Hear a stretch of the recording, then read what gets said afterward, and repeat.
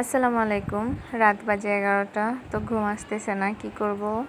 তো একটা ফুলের ডাল আঁকবো ফেব্রিক অ্যাক্রিলিক কালার দিয়ে। আমি ফুলের ডালটা আঁকবো, দেয়ালে আঁকবো। তার জন্য 3টা রং সিলেক্ট করলাম, পিঙ্ক, অরেঞ্জ, ব্রাউন। তো এতটুকু আঁকা হয়েছে। এখন আমি ফুলের কলিগুলো দিব।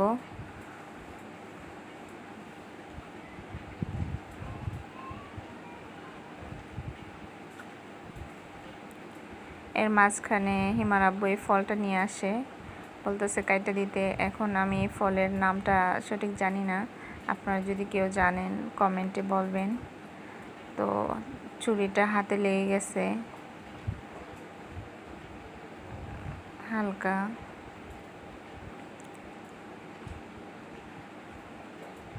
আমি কাটতে পারতেছিলাম না, তো হিমার আব্বুকে দিলাম কাটতে। কেটে তারপরে খেলাম। এই তো ফুলের ডালটা আঁকা শেষ। কেমন হয়েছে আপনারা কমেন্টে বলবেন। আল্লাহ হাফেজ।